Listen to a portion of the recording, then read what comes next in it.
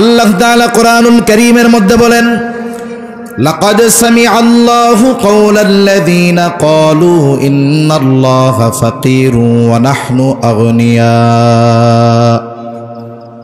সানাকতুবু মা ক্বালু ওয়া কাতলাহুমুল আমবিয়া বিগাইরি হক। আল্লাহ রাব্বুল আলামিন জানায় দেন, তারা আল্লাহর ব্যাপারে বলে আল্লাহ তাআলা হলেন ফকির, আমরা হলাম ধনী। তারা আল্লাহকে ফকির বলে, নিজেদেরকে ধনী বলে। শুধু তাই না, আর এক জায়গায় বলে আল্লাহর হাত রিক্ত হয়ে গেছে, আল্লাহর হাত খালি হয়ে গেছে। তার মানে আল্লাহকে তারা কৃপণ বলে, নাউযুবিল্লাহ। আল্লাহ তাআলা বলেন, ওয়াকালাতিল ইয়াহুদু ইয়াদুল্লাহি মাগলুলা গুল্লাত আইদিহিম ওয়ালুইনু বিমা ক্বালু। আল্লাহ তাআলা বলেন, ইহুদিরা বলে আল্লাহর হাত শূন্য হয়ে গেছে, রিক্ত হয়ে গেছে। আল্লাহ তাআলা বলেন, শূন্য রিক্ত তো তাদের হাত। এই কথা যে তারা বলল, আল্লাহ তাআলা বলেন এই জন্য তাদের উপরে লানাত, আল্লাহর লানাত এই অবাধ্য জাতির উপরে, আল্লাহর অবাধ্য এই নাশকর গোজার জাতির উপরে। শুধু তাই না, নবী রাসূলগণও তাদের উপরে লানাত করেছেন। আল্লাহ তাআলা বলেন, লুইনাল্লাযীনা কাফারু মিন বানি ইসরাঈলা আলা লিসানি দাউদ ওয়া ঈসা ইবনে মারইয়াম। দাউদ আলাইহিস সালাম তাদের উপরে লানত করেছেন, মারইয়াম আলাইহিস সালাম তাদের উপরে লানত করেছে। তারা ইয়াহইয়া আলাইহিস সালামকে হত্যা করেছে, জাকারিয়া আলাইহিস সালামকে তারা হত্যা করেছে। পৃথিবীর মধ্যে একমাত্র জাতি যারা নবীদের হত্যা করেছে, ঈসা আলাইহিস সালামকে তারা হত্যার অপচেষ্টা করেছে। শুধু তাই না, আমার আপনার নবী মুহাম্মদুর রাসূলুল্লাহ সাল্লাল্লাহু আলাইহি ওয়াসাল্লামকেও এরা হত্যার অপচেষ্টা করেছে। রাসূলুল্লাহ সাল্লাল্লাহু আলাইহি ওয়াসাল্লামকে হত্যার অপচেষ্টা করেছে তারা। একবার একজন ইহুদি নারী নবীজি সাল্লাল্লাহু আলাইহি ওয়াসাল্লামকে দাওয়াত দিয়েছে তার বাড়িতে। আহলে কিতাব এই হিসাবে নবীজি দাওয়াত গ্রহণ করেছে। ওই মহিলা ছাগলের গোশতের সাথে বিষ মিশায়া দিছে। তারা 3 বার নবীজিকে হত্যার অপচেষ্টা করেছে।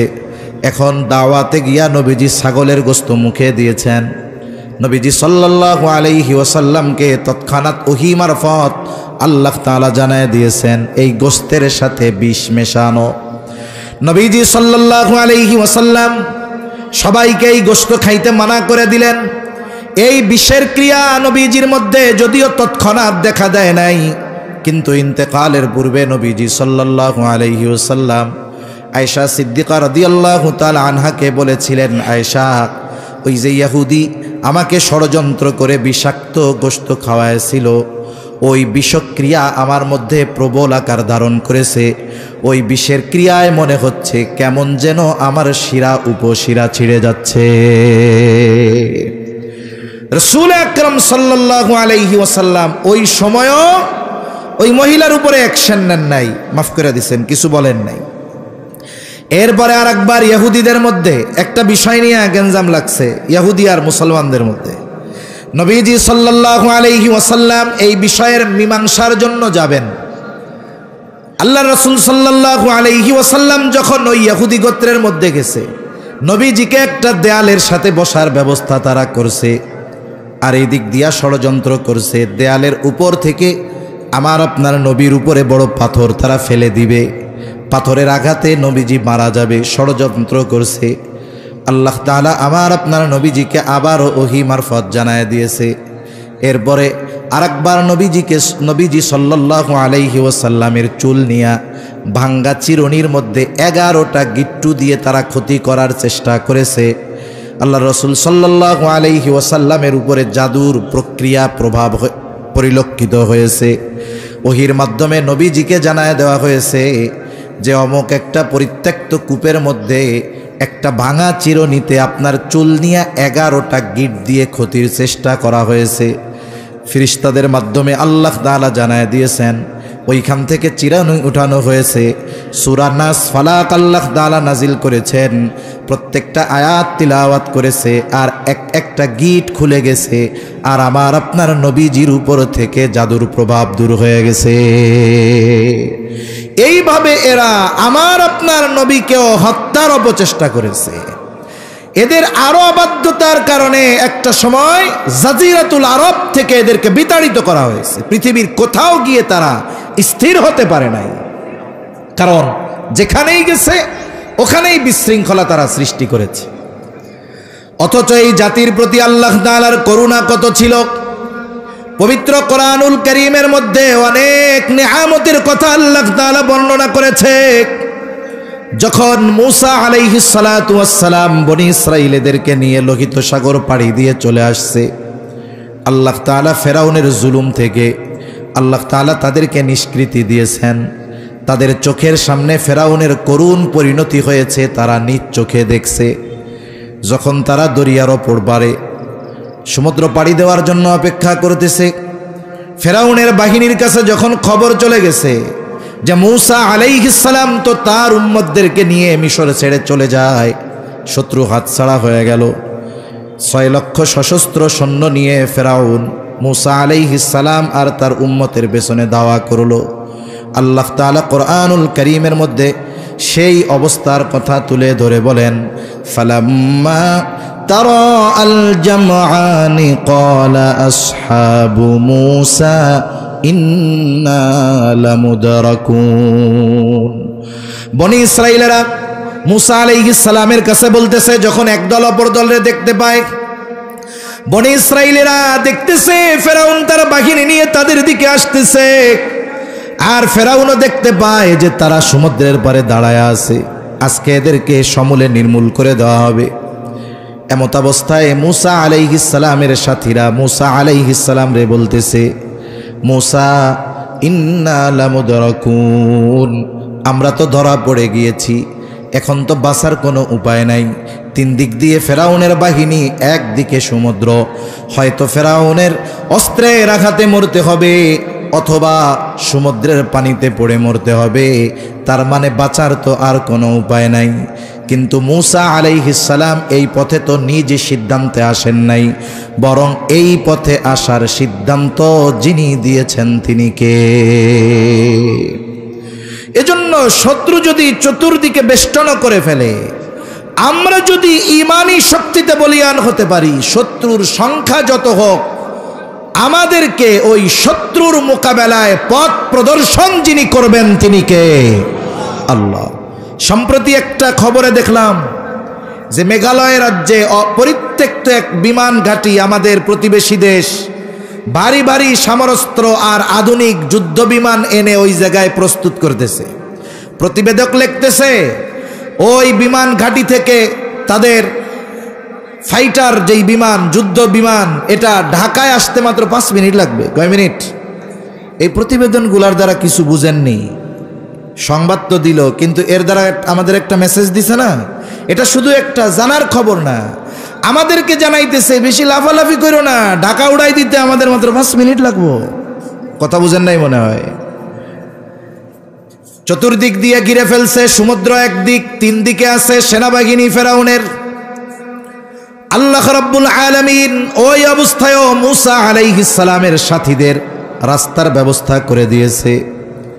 মূসা আলাইহিস সালামকে যখন তার উম্মতেরা বলতেছে ইন্না লামুদরাকুন, আমরা ধরা পড়ে গিয়েছি, আর মূসা আলাইহিস সালাম তৎক্ষণাৎ তাদের কথার জবাবে বলেন, কাল্লা ইন্না মাইয়া রব্বি সায়াহদিন, কখনোই ধরা পড়ব না, এখনো পড়ব না, পরেও পড়ব না। অনেক সময় হয় না, শত্রু একবার যদি হাতছাড়া হয়, রাগ তো জমা থাকে, দ্বিতীয়বার যদি পায় ওরে সাইজ ডাবল করে।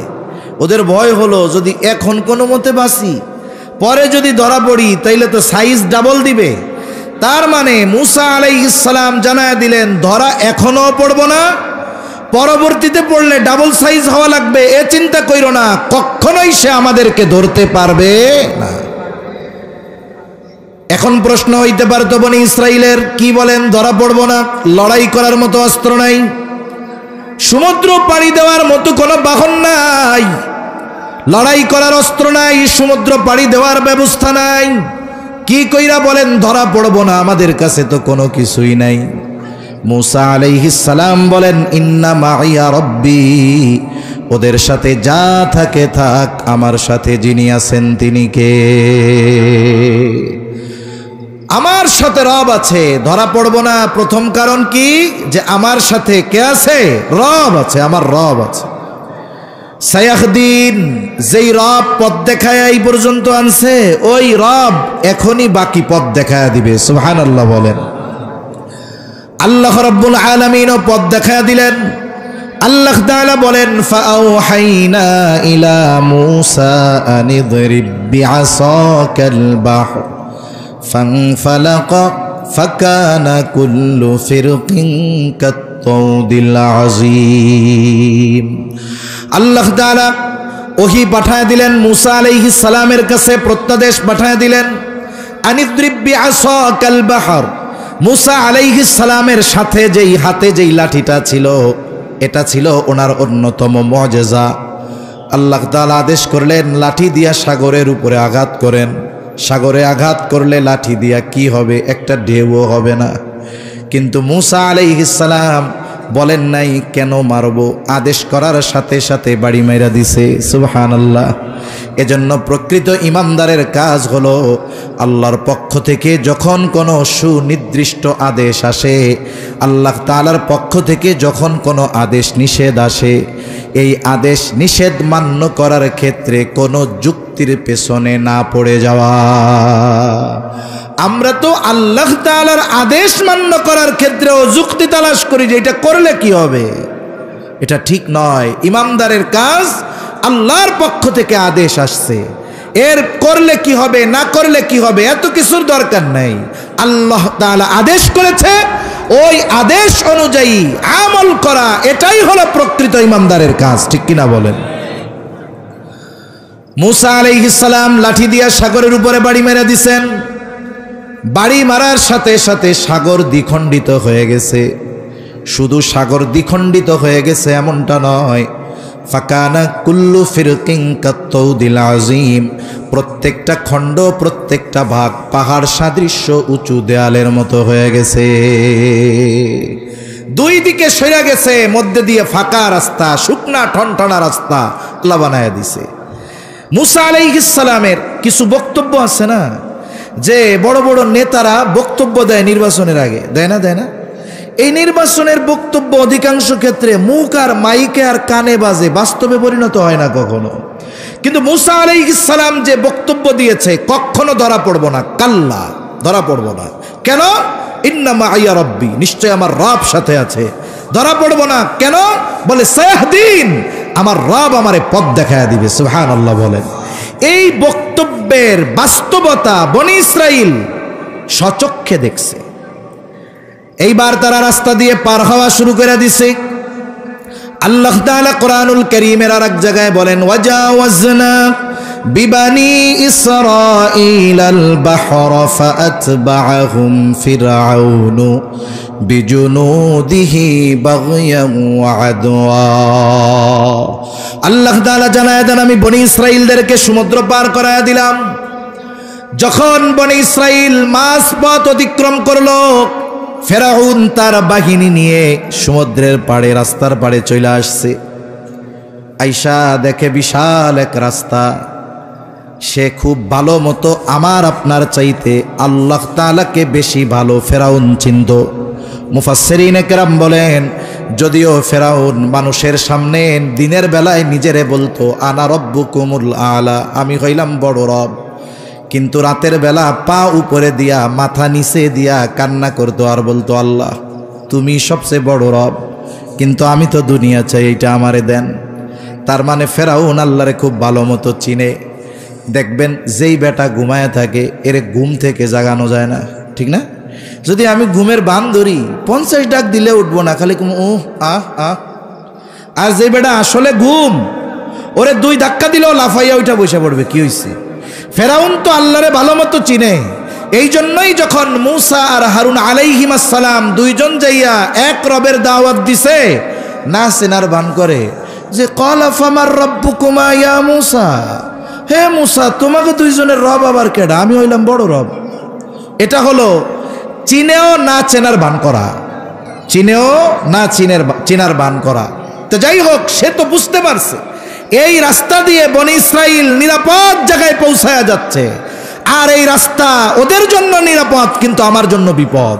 কিন্তু মানুষ কিছু কিছু সময় কিছু কিছু সিদ্ধান্ত সীমা লঙ্ঘনতার কারণে, অহংকারের কারণে, শত্রুতার নেশায়, প্রতিশোধের নেশায় এমন কিছু সিদ্ধান্ত মানুষ নিয়ে বসে যেই সিদ্ধান্তগুলো তার চূড়ান্ত ধ্বংসের কারণ হয়ে যায়। মনে রাখবেন, যেই জমিনের উপরে মুসলমানদের উপরে রক্ত পড়ে, মুসলমানদের রক্তের দ্বারা জমিনের পবিত্রতা বাড়ে। ওই জমিন যেমন চাষ দেওয়ার জন্য পানির দরকার হয়, একটা জমিন যত উর্বর জমিন হোক, বলেন তো ওই জমিন যদি পানির দ্বারা নরম না হয়, ওই জমিনের উপরে যদি আপনি ধান চাষ করেন, ধান জীবনেও হবে না। ওইখানে পানি দরকার। ওই সুপ্ত জমিন, শুকনা জমিন, মৃত জমিন, এটাকে উর্বর করার জন্য পানি দরকার। অনুরূপভাবে যেই জায়গায় ইসলামের জন্য মুসলমানদের রক্ত প্রবাহিত হয়, ওই জমিনকে আল্লাহ তাআলা ইসলামের জন্য অতি দ্রুত কবুল করে নেয়। মনে রাখতে হবে, আপনি আমি অনেক কথা, অনেক বয়ান শুনেছি, নবীজির ভবিষ্যৎবাণী শুনেছি, পূর্ব দিকে এক যুদ্ধ হবে ইমানদার আর মুশরিকদের মধ্যে। মনে রাখতে হবে, সেই ভবিষ্যৎবাণী অনুযায়ী আমরা হলাম সেই মুসলিম বাহিনী, আর আমাদের পাশে আল্লাহর নবী ঘোষিত সেই মুশরিকেরা ওই যুদ্ধের প্রেক্ষাপট তৈরি করতেছে। মুসলমানদের রক্তে জমিন রঞ্জিত হচ্ছে।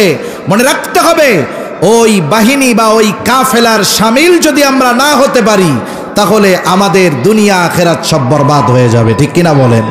এজন্য মানসিক প্রস্তুতি আমাদের নিয়ে রাখা দরকার। আল্লাহ তাআলা বলেন, বনি ইসরাইলদেরকে আমি সমুদ্র পার করায় দিলাম। যখন তারা মাঝ দরিয়ায় চলে আসছে, ফেরাউন তার বাহিনী নিয়ে, সে যদিও জানে এই রাস্তা আমার জন্য নিরাপদ নয়, কিন্তু ওই যে শত্রুতা, প্রতিশোধের নেশা, সীমা লঙ্ঘন করা, এই কারণগুলার জন্য সে তাদের অনুসরণ করা শুরু করলো। আল্লাহ তাআলা বলেন, ফাআতবাআহুম ফিরআউনু বিজুনুদিহি বাগয়াও ওয়া আদওয়া।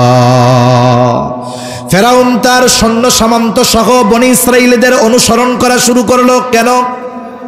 বাগয়াও ওয়া আদওয়া, সীমা লঙ্ঘন করে শত্রুতা বশত বনি ইসরাইলদের সমূলে নির্মূল করার লক্ষ্যে, হত্যা করার নেশায়, রক্তপাতের নেশায় এবার সে তাদের পিছনে অনুসরণ করা শুরু করলো। বনি ইসরাইলেরা সমুদ্রের অপর পাড়ে উঠে গেছে। এখন যাদের জন্য আল্লাহ রাস্তা বানিয়েছেন, ওই রাস্তা ব্যবহার শেষ, প্রয়োজন শেষ। বলেন তো, এখন আর ওই রাস্তার দরকার আছে নাকি? আপনাদের রাস্তা দিয়ে আসার সময় কয়েকটা নতুন ব্রিজ পাইছি।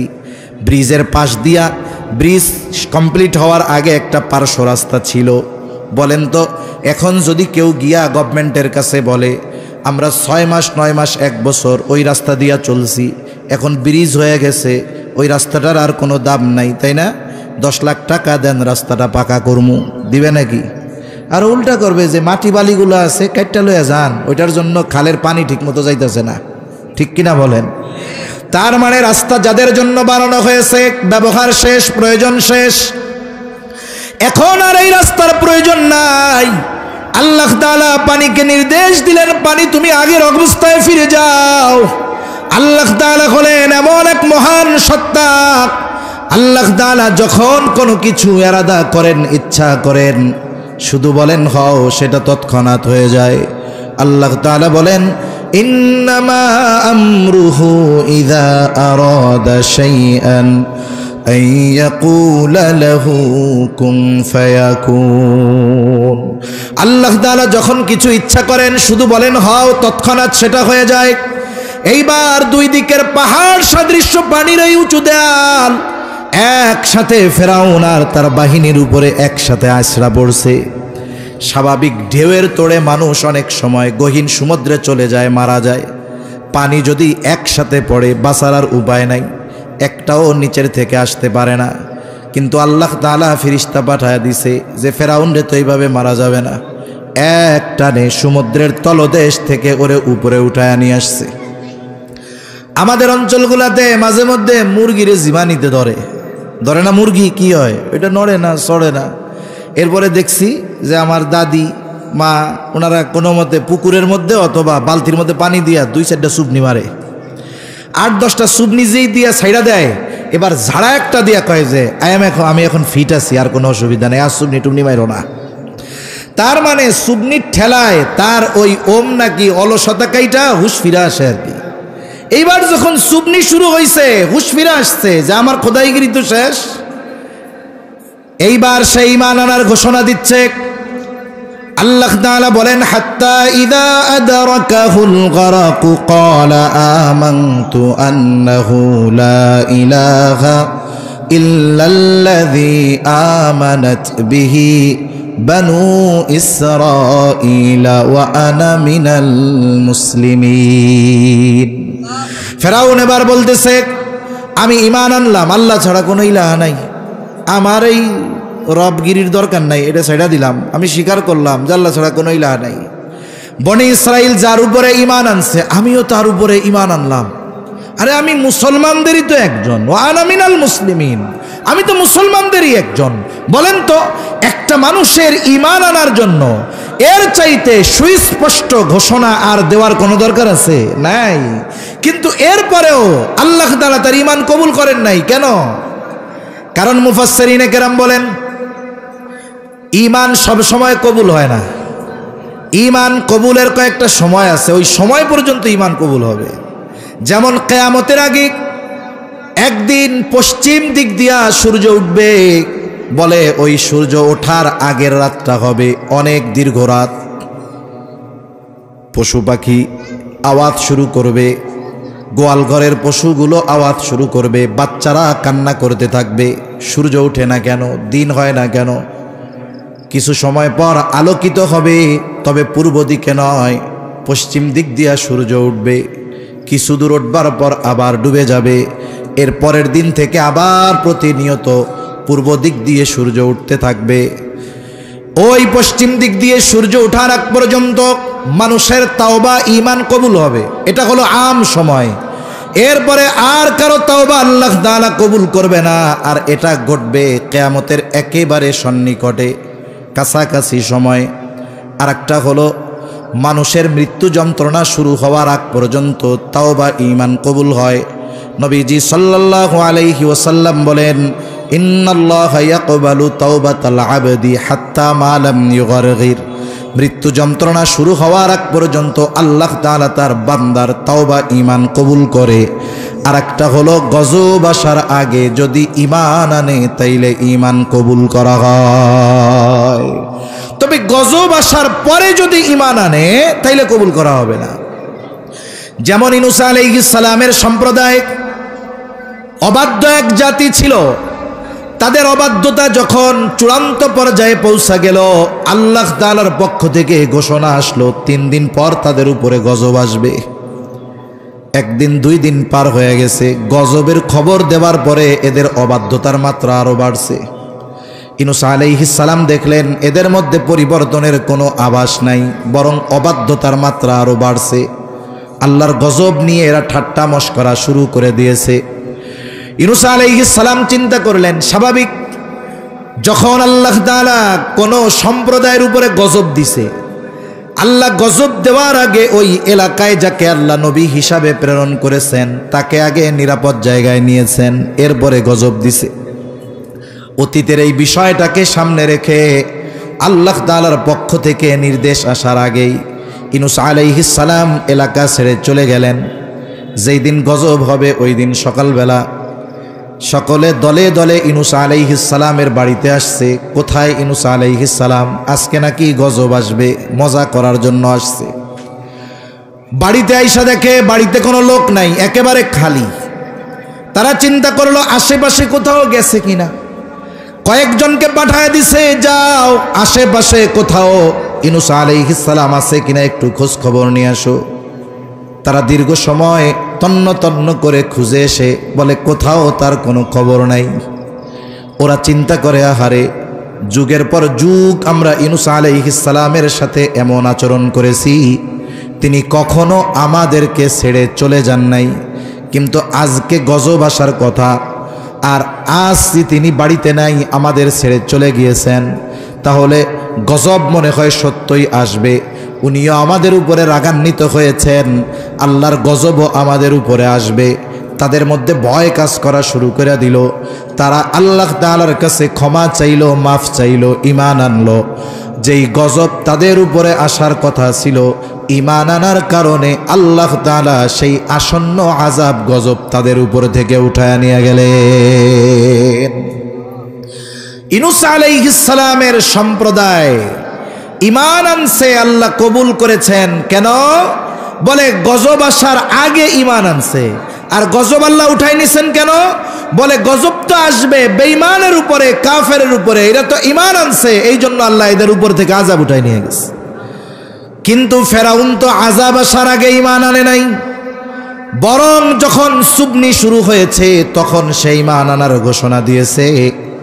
এই জন্য আল্লাহ তাআলা সুস্পষ্টভাবে ঈমানের ঘোষণা দেওয়ার পরেও ফেরাউনের ঈমান তাওবা আল্লাহ তাআলা কবুল করে নাই। এই যে ফেরাউন যে লোহিত সাগরের মধ্যে ডুইবা সলিল সমাধি ঘটল ফেরাউনের, সমুদ্রের অপর পারে দাঁড়িয়ে একেবারে সচক্ষে বনি ইসরাইলরা এই দৃশ্য দেখছে। এর মাধ্যমে কি হলো? মুসা আলাইহিস সালামের যেই বক্তব্য, এর সত্যতা তারা নিজের চোখে দেখলো, যে ধরা কখনোই পড়ব না। কেন পড়ব না? কারণ আজকেই ফেরাউনের শেষ দিন, চোখের সামনে ফেরাউন শেষ। দ্বিতীয়ত ধরা পড়ব না কেন? রব সাথে আছে, রাস্তা বানায়া দিবে। আল্লাহ সমুদ্রের মধ্যে দিয়ে রাস্তা বানায়া দিছে। বলেন তো, এই বিষয়টা যদি কোনো দুর্বল ইমানদার দেখে, বেঈমানও যদি দেখে, আল্লাহর এই কুদরত আল্লাহর উপরে এবং তাদের উপরে, তাদের কাছে যেই নবী ছিল তার উপরে আস্থা, আল্লাহর প্রতি ঈমান, এগুলো আরো বাড়ার কথা ছিল। ঠিক কিনা বলেন? এত বড় নিয়ামত তারা পাইছে যে আল্লাহ তাআলা সমুদ্রের মধ্যে দিয়ে রাস্তা বানায় দিছে, পরবর্তীতে যেন কোনো চিন্তা না আসে মাথার মধ্যে, এই জন্য চোখের সামনে ফেরাউনরে শেষ করে দিছে। কিন্তু এদের পরিণতি কি হইল? এই নিয়ামতটা পাওয়ার পরেও ওই পারে গিয়ে এখন তারা টেনশন করতেছে, থাকমু কোথায় আর খামু কি? চিন্তা করছেন? সমুদ্রের ওই পারে গিয়ে তাদের টেনশন এখন কি? থাকবো কোথায়, খাবো কি? যেই আল্লাহ সমুদ্রের মধ্যে দিয়ে রাস্তা বানাইতে পারে, ওই আল্লাহ তাদের খাওয়ানোর ব্যবস্থা করতে পারে কি পারে না? তারা এবার কয়, মিশরেই ভালো ছিলাম, কমপক্ষে মাথা গুজার ঠাই তো কিছু ছিল। হ্যাঁ, আল্লাহ তাআলা তাদের জন্য মেঘমালারে ছাদ বানায়া দিয়েছেন। আল্লাহ তাআলা বলেন, ওয়াযাল্লালনা আলাইকুমুল গামামা ওয়া আনজালনা আলাইকুমুল মান্না ওয়াসসালওয়া। থাকমু কোথায়, খামু কি? মাথার উপরে তো কিছুই নাই। আল্লাহ তাআলা তাদের জন্য মেঘমালারে ছাদ বানায়া দিলেন। সাথে সাথে আল্লাহ তাআলা আসমানি খাবারের ব্যবস্থা তাদের জন্য করলেন। মান্না সালওয়ার ব্যবস্থা আল্লাহ তাদের জন্য করেছে। আল্লাহ সুবহানাহু ওয়া তাআলা তাদেরকে মূলত জেরুজালেমের কর্তৃত্ব পুনরায় তাদের হাতে ফিরায়া দিতে চাচ্ছিলেন। ফেরাউনের জুলুম থেকে তারা বাঁচল। তাদের যে আদি পুরুষ হযরত ইয়াকুব আলাইহিস সালাম, ওনার সময় ইউসুফ আলাইহিস সালামের আহ্বানে যে বনি ইসরাইলেরা মিশর হিজরত করে চলে গেছিল, আল্লাহ তাআলা চাইলেন আবার জেরুজালেম বাইতুল মুকাদ্দাসের কর্তৃত্ব এদের হাতে আল্লাহ তুলে দিবে। ওই সময়টাতে পৃথিবীর সবচাইতে উর্বর এবং সবচাইতে উন্নত দামি জায়গা যেটা ছিল সেটার নাম হলো এই জেরুজালেম, বাইতুল মুকাদ্দাস। ওটা ছিল ওই সময়ের সবচাইতে দামি ভূমি। আল্লাহ তাআলা চাইলেন এটার কর্তৃত্ব তাদের হাতে ফিরিয়ে দিবেন। সবচাইতে আধুনিক শহর, সবচাইতে উর্বর জমিন ছিল এই বাইতুল মুকাদ্দাস, পৃথিবীর সবচাইতে দামি জায়গা। যেমন দেখেন না, আমেরিকার নিউ ইয়র্ক সিটিতে একটা ফ্ল্যাট থাকলে বাবা শত শত কোটি টাকা লাগে একটা ফ্ল্যাট কিনতে। দুবাইতে একটা ফ্ল্যাট কিনে মানুষ শুনি শত শত কোটি টাকা দিয়ে, বাড়ি না জমি না, একটা ফ্ল্যাট কিনে। ওই রকম তৎকালীন সময়ের সবচাইতে পবিত্র, সবচাইতে মূল্যবান, সবচাইতে আধুনিক, সবচাইতে উর্বর জায়গা ছিল এই বাইতুল মুকাদ্দাস। কারণ এর আশপাশ আল্লাহ তাআলা বরকত দিয়া ভরপুর করে দিছে, ঠিক কিনা বলেন? এর আশপাশ বরকতময়। স্বয়ং আল্লাহ তাআলা বলছে সবচাইতে বেশি নবী রাসূলরা ওই জায়গায় একত্রিত হয়েছে। সব নবী রাসূলের উপস্থিতিতে, আমার আপনার নবীর ইমামতিতে ওই জায়গায় 2 রাকাত নামাজ হয়েছে। এজন্য আল্লাহ তাআলা, এটা তো মেরাজের শুরু হওয়ার ভূমি, আল্লাহ তাআলা ইসরা করাইছেন মসজিদুল হারাম থেকে মসজিদে আকসা। মসজিদে আকসা থেকে নবীজির সফর শুরু হয়েছে ঊর্ধ্বলোকে। এই মসজিদুল হারাম থেকে মসজিদুল আকসা পর্যন্ত মধ্যবর্তী জায়গায় আল্লাহ তাআলার অসংখ্য নিদর্শন আছে, যেগুলো আল্লাহ তাআলা ওই মেরাজের সফরের আগে আমার আপনার নবীজিরে দেখাইছে। এ বাইতুল মুকাদ্দাস, আমার ভাই আরবি বক্তৃতায় বলতেছিলেন যে এই বাইতুল মুকাদ্দাস নবীজির মেরাজ শুরুর জায়গা। এই বাইতুল মুকাদ্দাস মসজিদুল আকসা, এটা আমাদের মুসলমানদের প্রথম কেবলা। এটা পৃথিবীর 3য় সবচাইতে সম্মানিত স্থান।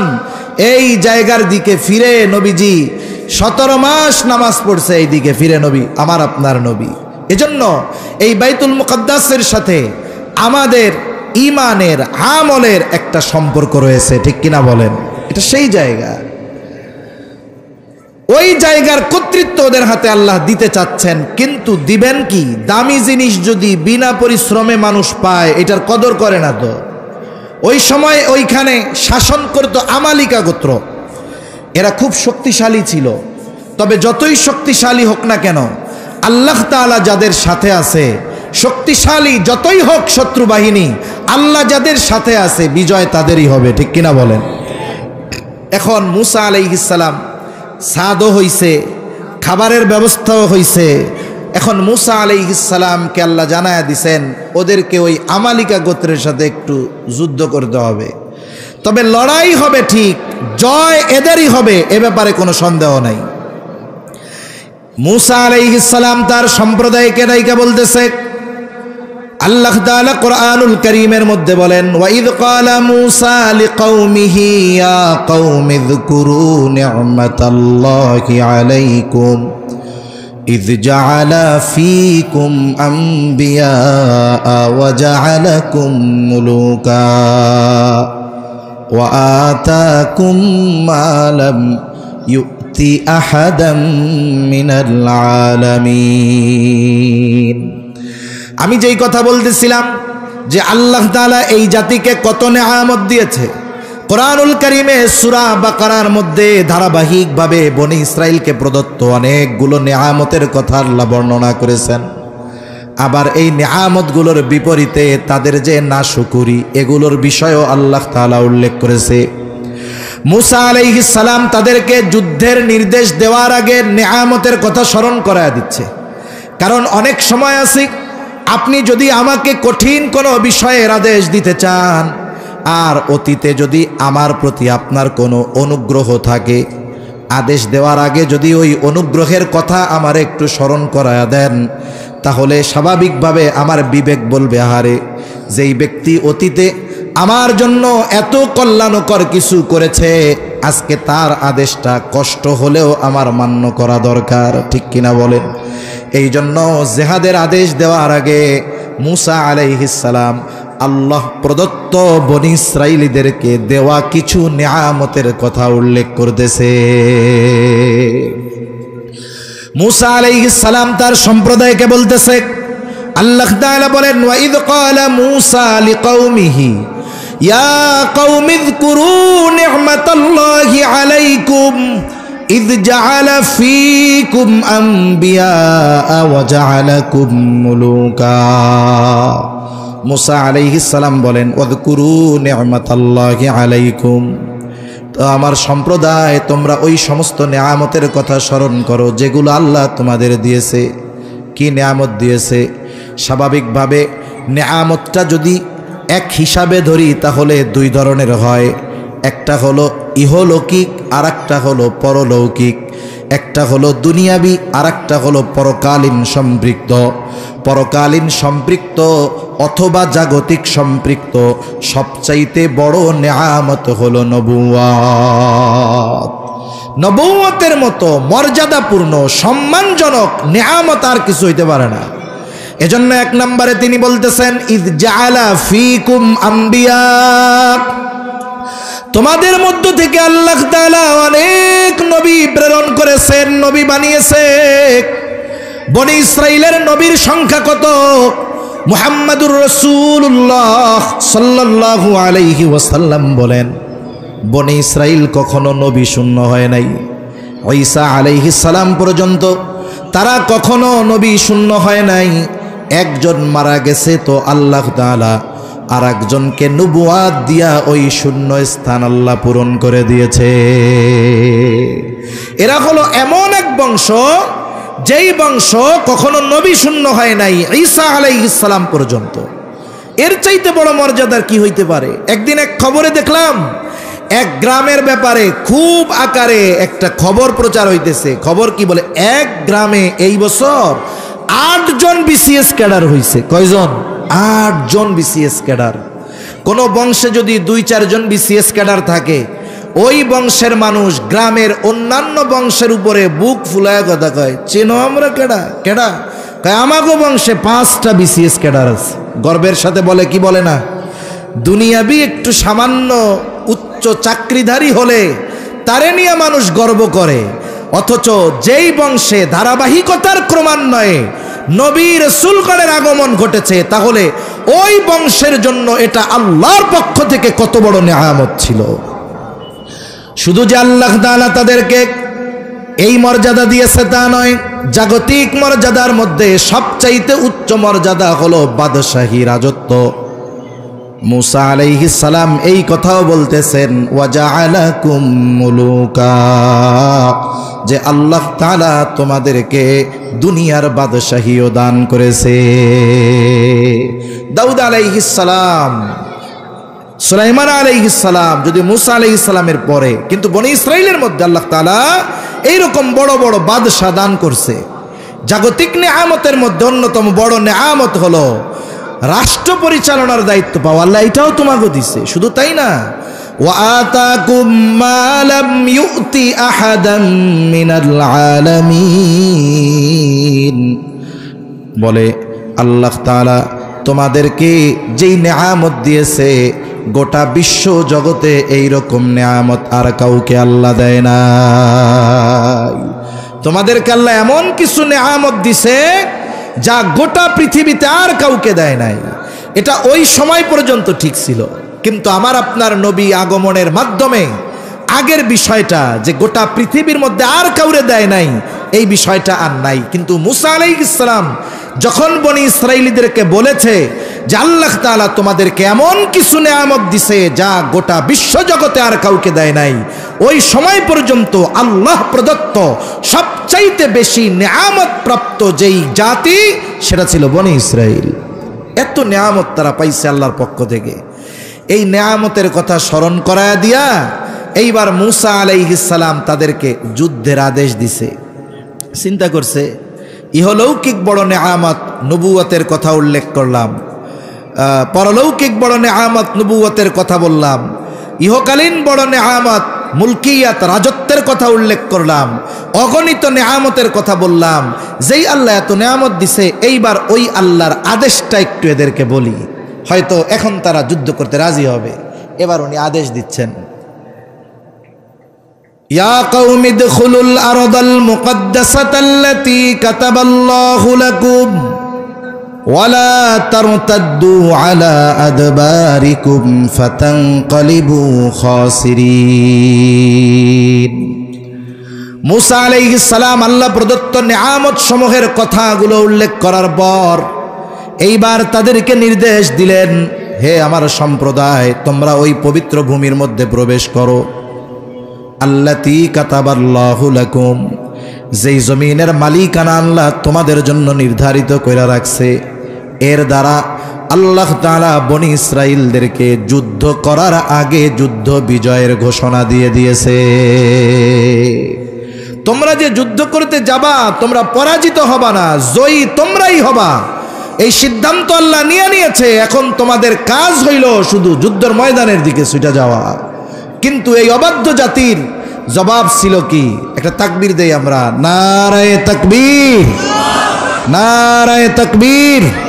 আল্লামা হাসান জামিল সাহেবের আগমন। কথা আমার শেষ। এদের যুদ্ধে তো যাই নাই, বরং উল্টা ওরা কি বলছে যে আপনি আপনার রব গিয়ে জেহাদ করেন, আমরা বৈশা থাকলাম। এরা হলো সেই অবাধ্য জাতি, নাশকর গোজার জাতি।